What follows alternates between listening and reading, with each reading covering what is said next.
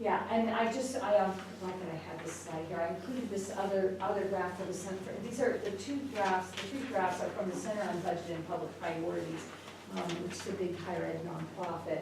But this one is looking at inflation-based average tuition fees at public four-year institutions and income, and looking at how they have increased. So you can see the gold line is tuition per student. The blue line is the income of the top 1% of families. So you see the post-08 stagnation there. And the blue line is the income of median households, which has changed not much at all since 1973, inflation adjusted. Wow, college. So in that slide, I just feel like it's a picture of the access issues that I think are becoming an increasingly significant issue for higher ed. Research pressures. So public investment in research is declining. You can see that in the slide here. So the top blue line is state research and medical education appropriations. This light green line is federal research grants right here.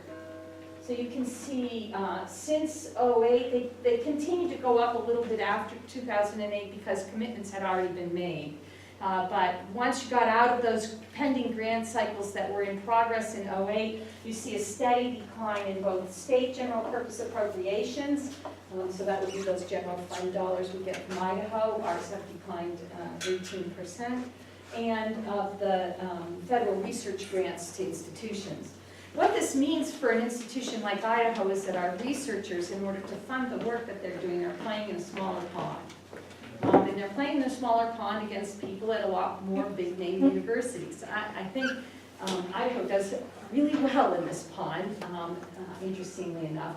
But it puts a phenomenal pressure on faculty and researchers to get the next research dollars. And I think that struggle for funding distracts faculty from other responsibilities and puts pressure on such things as academic freedom as funders seek to control the deliverables for the research that they're funding, understandably. So how does all of this impact the institution?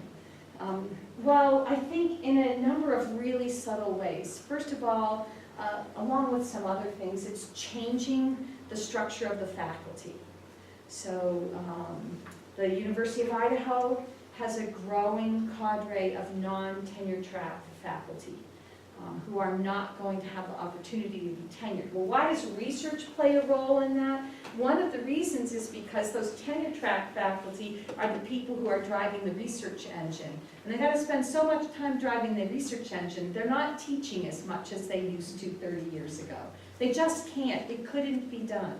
So the students are losing the contact with those individuals, and the people who they are having contact with don't have the job security of tenure that has been a hallmark of higher education. So I worry about that. I also worry that if research grants stagnate or start to decline for Idaho, which they have not, interestingly enough. They have not increased rapidly, but Idaho's share of the pie has been slowly creeping up each year due to a lot of commitment, I think, from the institution. If it starts shrinking, the university, all these grants, the university recovers an amount called F&A, for finance and administration. So, you know, if we're going to do your research for you grant, then you've got to have a percentage of this that isn't going to go to the lab, but is going to go to pay overhead for the institution. So if we don't get as much research money, then we don't get as much F&A. And the F&A is driving a whole bunch of things that have benefits for multiple places within the institution. As I said, Idaho hasn't hit this wall yet, but these numbers make me be worried that we could easily hit this wall on the funding of research. And then we start to see an inability to meet other sort of operational issues that we have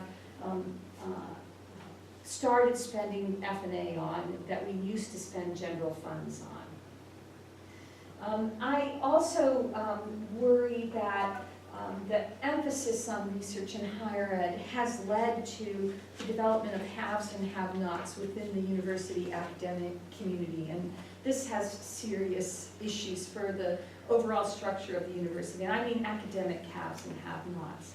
So if you're in a college that has a huge research base and attracts a lot of funding, things tend to kind of click along, and you have a buffer against some of the ups and downs in state funding that's there. And faculty in those colleges, I do not want to say they're comfortable, because I don't think very many faculty at Idaho are very comfortable. And remember, those are the faculty that are out there chasing the dollars. But they're not worried about financial collapse. But we've got a whole bunch of places where we're not going to get that external funding. And we're starting in the mid-2000s, we started doing things like not having phones in faculty offices, and starving programs in other sorts of ways. And this starvation has consequences for faculty, because it means faculty in those have-not colleges don't have teaching assistants, because they're not getting a lot of support for that from external funding. The university's in the process possibly of fixing that problem at the moment, but it means that they're teaching more credit hours. It means that they're doing less of the kind of writing and research and thinking that they do. It means that their tenure track faculty are significantly more likely to not be promoted to full professor. At the University of Idaho, historically, when you get promoted, we get a promotion increment, which means that you get a raise when you get promoted, but that increment gets added to the base salary budget for your college. So when you're a full professor and you've gotten the promotion increment for being promoted from assistant to associate and from associate to full, your salary has been benefited from 2 different promotion increments that were automatic because you got promoted. If you don't get promoted to full, your college never got that extra money and your salary is probably lower. So when you retire and they go to hire somebody else, there's less base salary money in that college. You've foregone that benefit for that faculty member. Promotion increment's a great thing, but we don't really think about the cost of it, the cost to a department of not getting promoted. So when you look at departments where the department chair is an associate professor and leadership positions are associate professors, it's not always the case, but my little antennae go up and say there's a big cost there, because those are people who got the tenure, so now they're secure, but they're being co-opted into these administrative roles and high teaching packages that are making it difficult for them to make that next step.